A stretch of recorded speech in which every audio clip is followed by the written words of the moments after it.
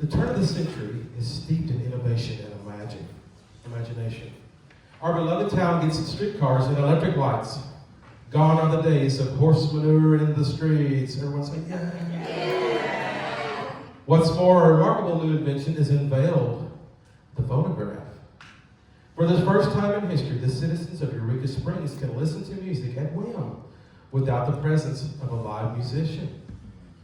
This sensational scientific device reads music off an etched wax cylinder, which can hold 3 continuous minutes of music. That's right, folks. You heard me right. 3 whole minutes. And each disc can be played up to 20 times. Just think of the possibilities. I think that's my cue. Yeah, go ahead. Within the next couple of years, many private residences begin displaying phonograph machines in their parlor windows. Composers begin shortening their works to just under 3 minutes to fit the limitation, which is a pattern we continue to see all the way today in today's pop tunes. You ever know if you're wondering that? David's gonna show us the phonograph. Like somebody said, it might have been Yoga Nanda. Anyway, take a deep breath. Okay. All right. Well, here it is, folks. This was going to be the next act. This Victrola, which I'm sure it's kind of Emily's idea to show it around, and I think it's a good idea. If you've never seen one, probably you have, but it's a turntable, right? Basically the precursor to, I want to say, today's turntable, but that was like 50 years ago that we were playing vinyl and stuff like that. So, I mean, it's really a testament to history, I guess. And, well, I got to tell you, this sounds like I'm making it up, but it really happened. I wanted to show you the features here, just real quick. You know, what a neat thing here, this little sleeve, and you could have all your records that you wanted to play, have your own little party back in 1925. Okay, yeah. And so, okay, sure, great idea. Let me get my glasses. Hey, there, one second. So what I was going to say is, I wanted you to have, you know, as much as you can, considering it's 100 years old music, you know, some reasonably decent sides to listen to. You know, some that were maybe consequential. You know, people that maybe you heard of. Actually, that's off the table, almost, with one exception. Some of you can probably remember this guy, Paul Whiteman. Know what I'm talking about? Had a big band, orchestra, all through the 20s, 30s, into the 40s. Very popular guy. You're going to see a bunch of those kind of records. Paul Whiteman. Not Paul Simon. Not Paul Simon. Oh gosh, I forgot something. Okay, so you know, some records that, you know, were. All right, well, to get to the point. This little crank guy. Well, let me show you this. You all know. Here. Yeah, sure. You can.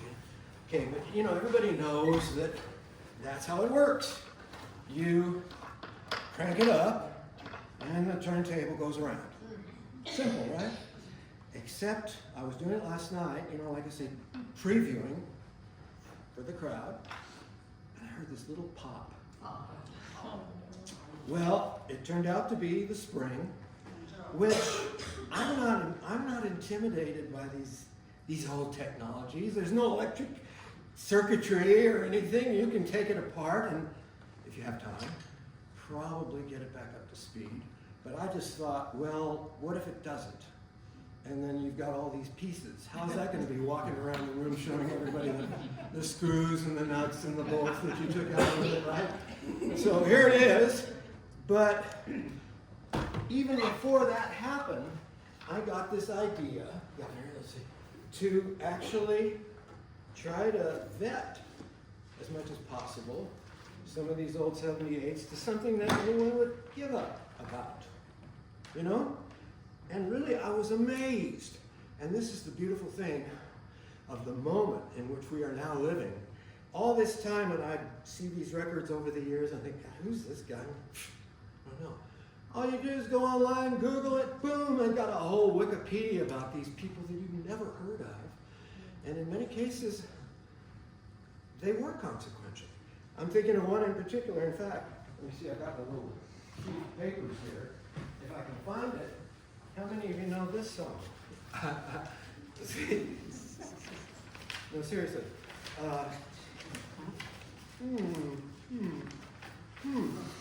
Maybe, oh, here it is. Okay. Well, it turned out, oh gosh, this happens to me. But bottom line, nobody knows you until you're down and out. Well, that's all. Nobody knows you till you're Pine Top Smith. And you also find out that Pine Top, at the robust age of 25, got shot in a Chicago dance hall, and that ended his career. But some of these other people, Charlie Poole. Anybody heard of Charlie Poole? Who's this guy? Oh, well, the guy that, gosh, and I even made the lyrics. He was the guy that came up with the song that became a huge bluegrass. In fact, they say that Charlie Poole was instrumental in the beginning of bluegrass altogether. Also died, coincidentally, at the age of 25. And he was a moonshiner, so we're keeping our themes kind of locked in together here. He bought his first banjo with money that he made off moonshine, but also died of alcohol poisoning.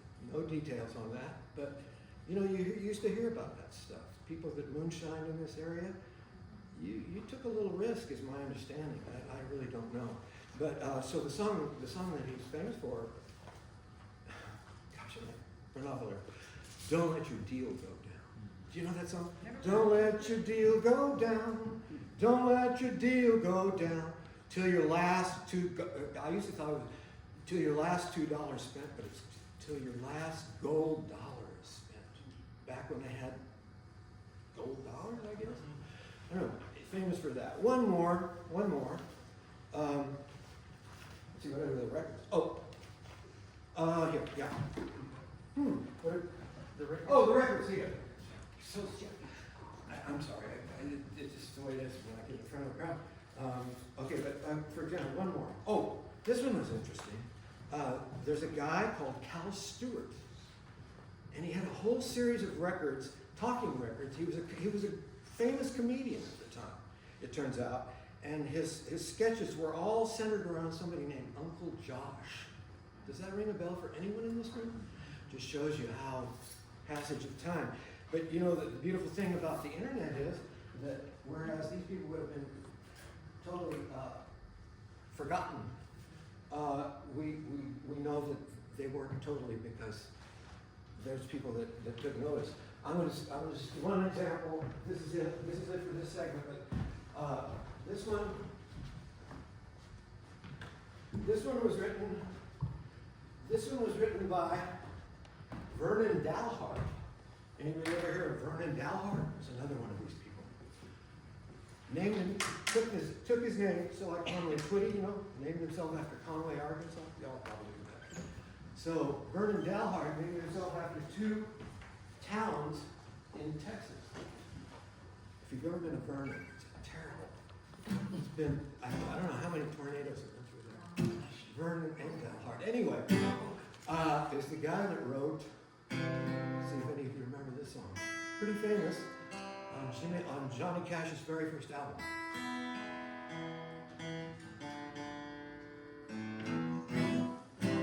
Well, it gave him, and he started a whole genre with this, train wreck songs. Well, he gave him his orders on the Virginia States. You're way behind time. This is my 30 days. It's 97. You're into Spencer on time. Well, he turned around and said,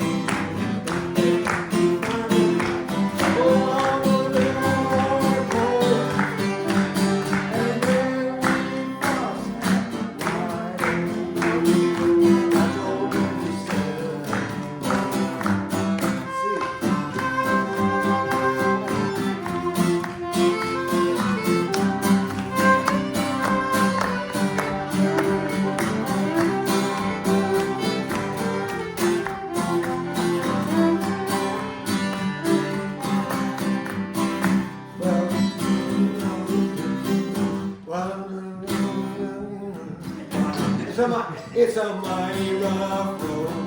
Let's learn to gamble on the hill of a 3-mile bridge. It goes on that bridge and he lost his air brakes. See what a jump. He was coming down 90 miles an hour. His vehicle threw into a stream. He was found in the right.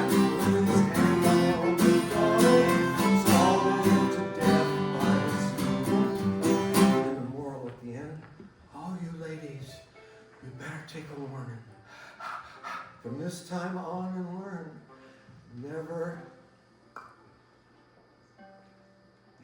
never mistreat your true lover husband. Never do something to him.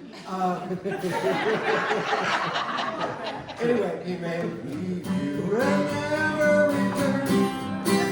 He may leave you and never return.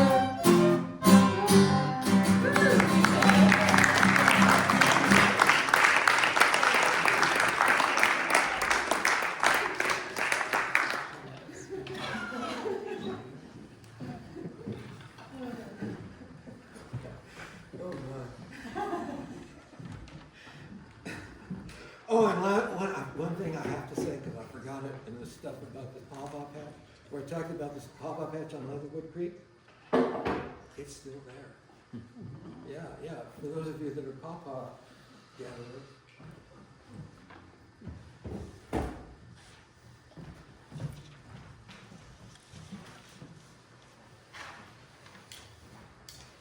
I lost my place.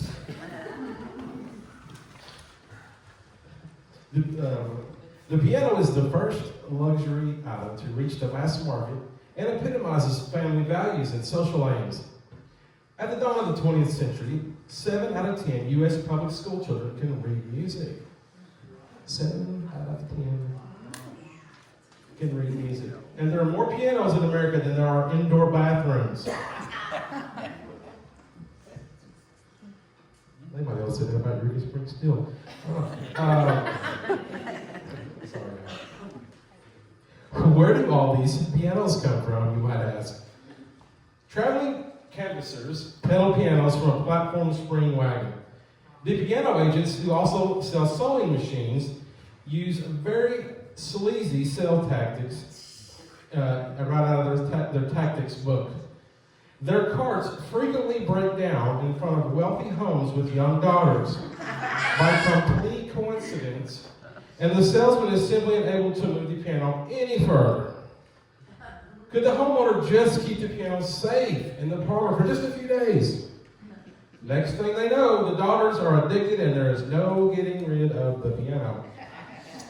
The phonograph is not the only invention of the era to utilize wax cylinders. The pianola, or self-playing piano, becomes instantly popular among its invention in 1903 and is enthusiastically purchased by taverns across America.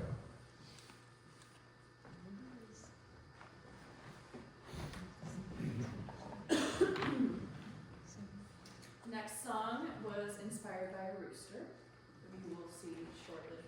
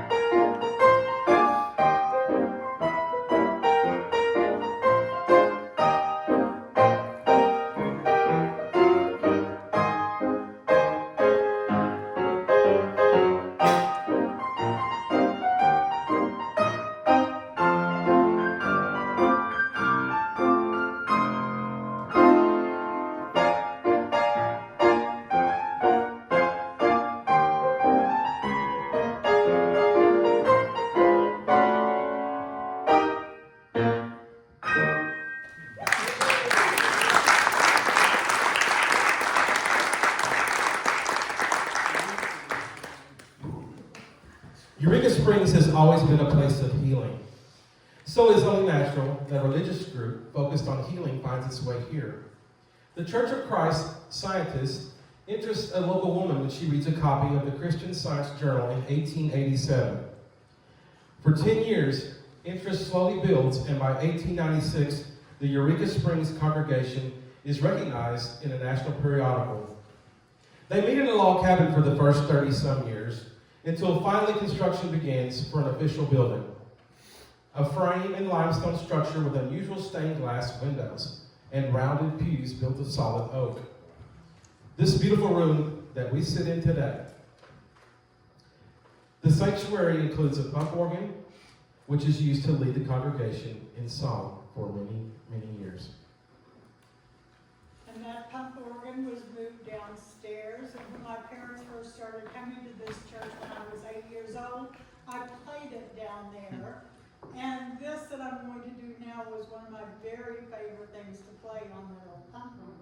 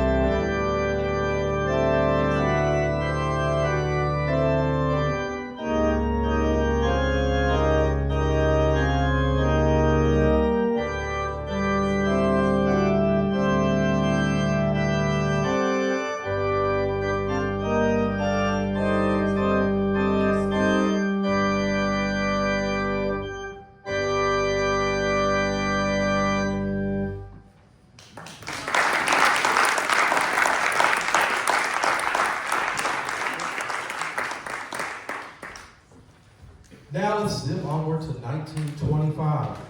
The population of Eureka Springs has died down. The railroad is gone, and with it went most of the jobs.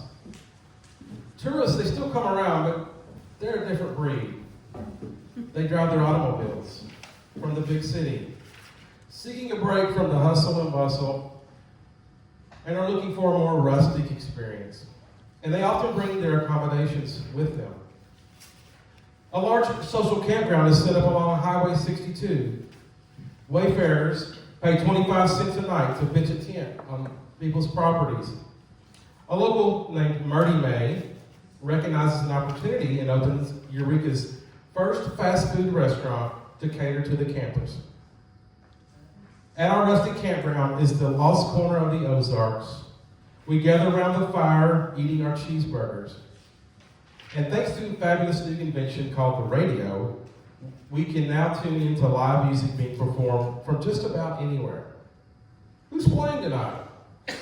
America's smoldering sweetheart, a gentleman of genius, a promiscuous prince of piano, George Gershwin.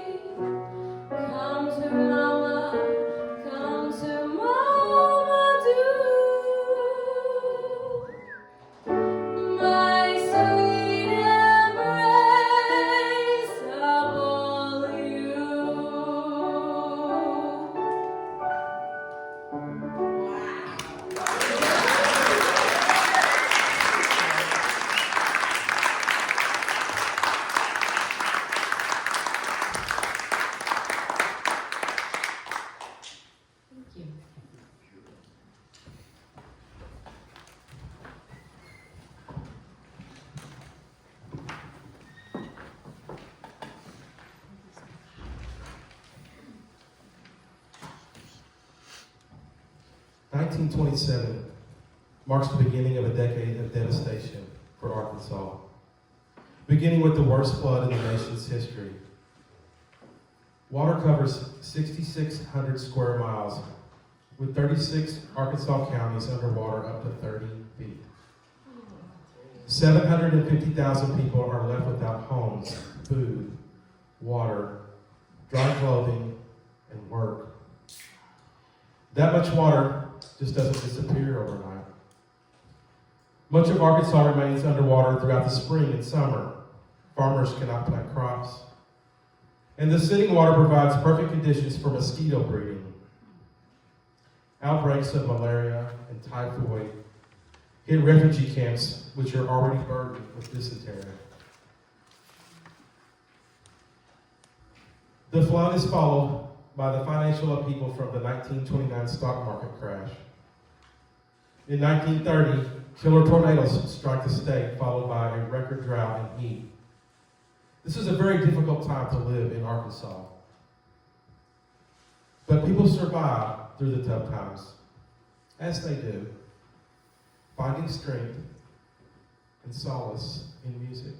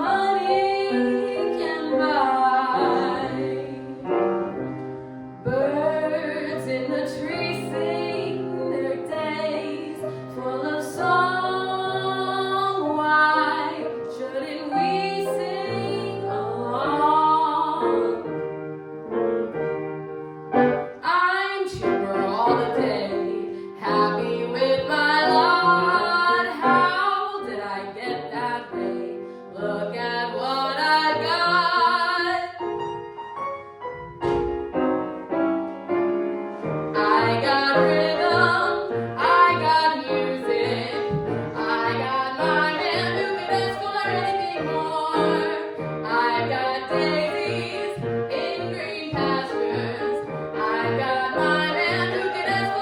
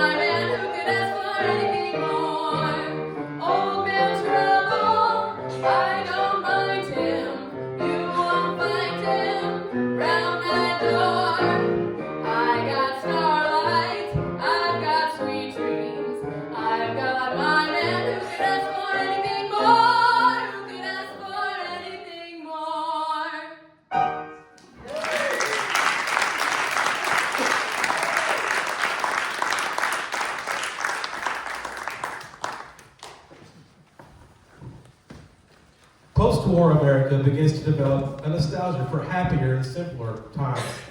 Writers, artists, and everyday folks shun consumerism and seek a more wholesome style of life, homegrown and home-crafted. The rugged beauty and isolation of the area makes it an ideal destination for the Back to the Land movement. Looking around town in 1962, there are a large number of abandoned buildings just starting to be reclaimed. Dogs and children roam freely and play in the streets. We sense a growing interest in alternative spirituality, holistic health, and environmentalism. Our town begins to blossom anew with a reputation as a creative and progressive haven. Okay. Let's see here.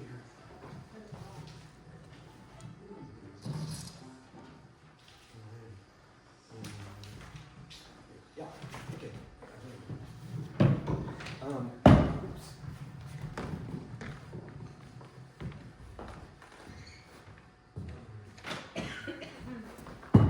The most difficult thing about this show for me is a little bit of logistics. I'm not really sure. It's a little bit logistics. It's like, I'm not sure where I'm supposed to be at any given moment, or if at all. No, okay, there we go.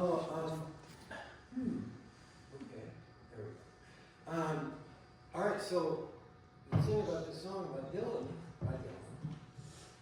it was the thing that really drew me to him. It was this song was the thing that really drew me about Dylan back in the day.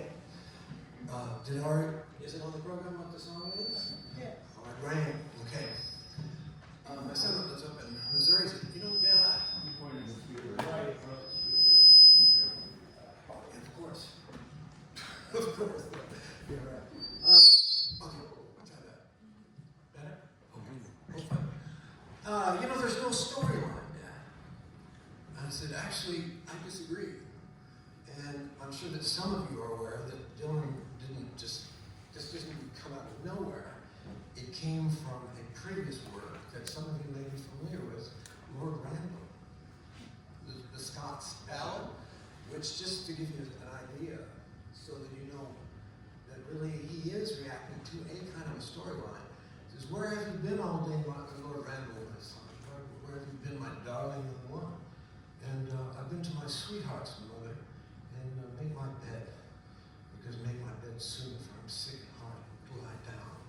And you come to find out over the course of the song that he went to visit his girlfriend. She cooked him some, best I can understand, depending on where you get this information, some lamprey. Does anybody know what that kind of fish, Lamprey? It's a sucking fish. It's a sucking fish, exactly. And I guess it's sort of eel-like, resembles an eel.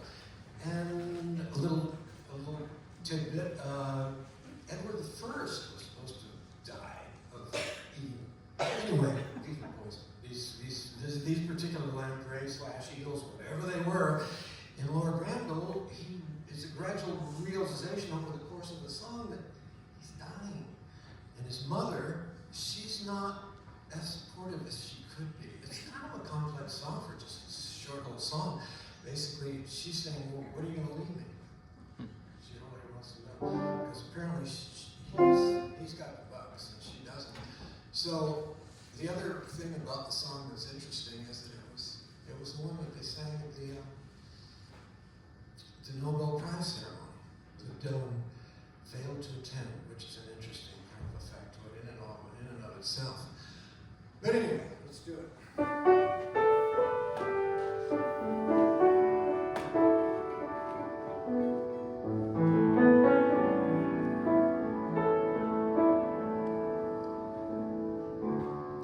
Where have you been, my blue-eyed son? Oh, where have you been, my darling young one?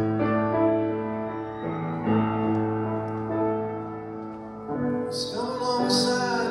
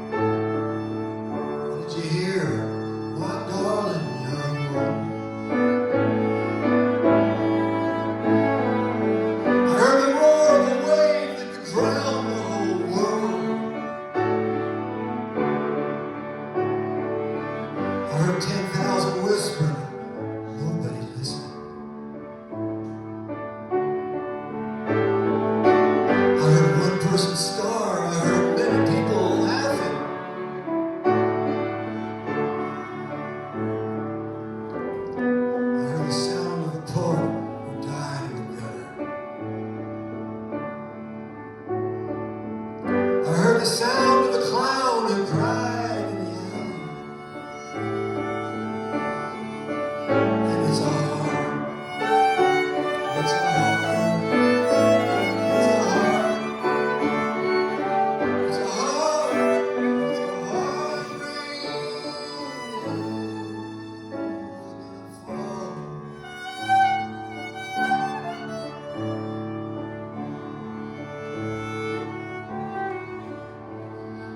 Where did you meet the blue-eyed sun?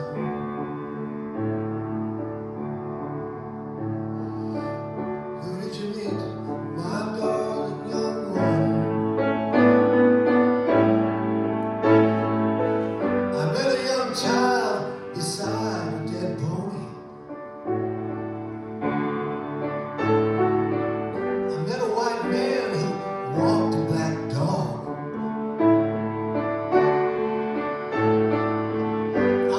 I met a young woman whose body was burning. I met a young girl, she gave me a rainbow. I met one man who was wounded in love. And I met another man who was wounded with hatred. It's a heart. It's a heart. It's a heart. It's a heart. It's a heart. Rain. It's gonna fall.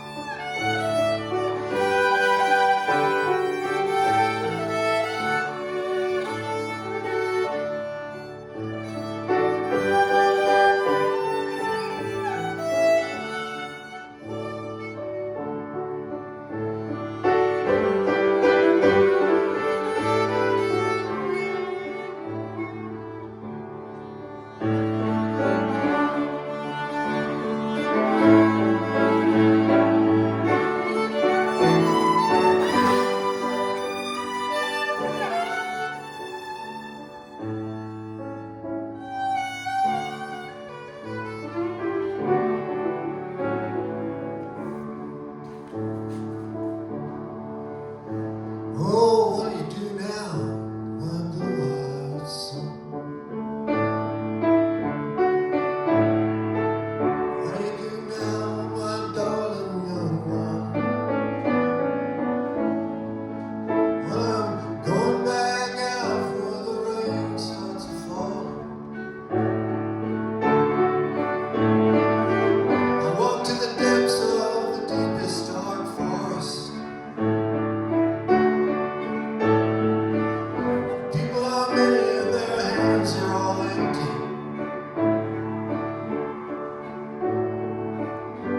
Pellets of poison are flooding their waters.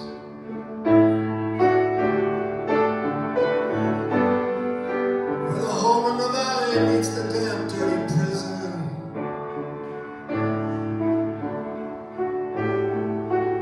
Where the executioner's face is always well hidden.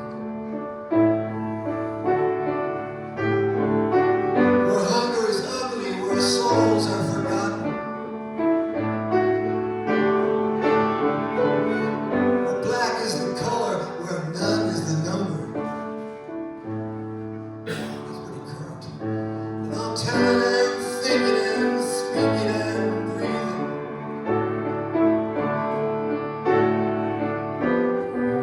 Reflect from the mountains so all his coast can see. Stand on the water until I start sinking. But I'll know my song well before I start singing. And it's a heart. It's a heart.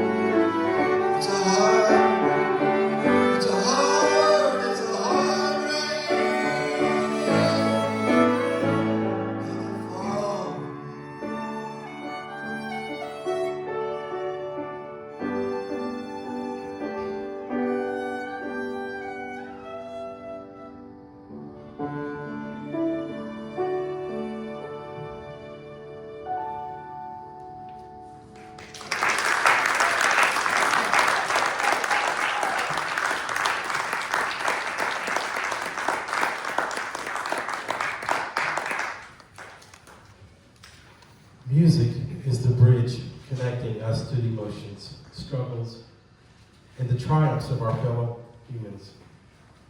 The Eurekas who came before us existed in cultures very different from our own, and yet we can very easily connect with them through their songs. We feel their joy and their struggles, their romance and their heartbreak. Music becomes a time capsule, preserving not just our stories, but the heart and soul and moments that define humanity. 100 years from now, perhaps this building will be full of new Eurekans singing our songs and examining our lives with wonder. Every note we play has the possibility to shape the future. This next song will be the last song of the evening. Thank you for joining me on this trip through time.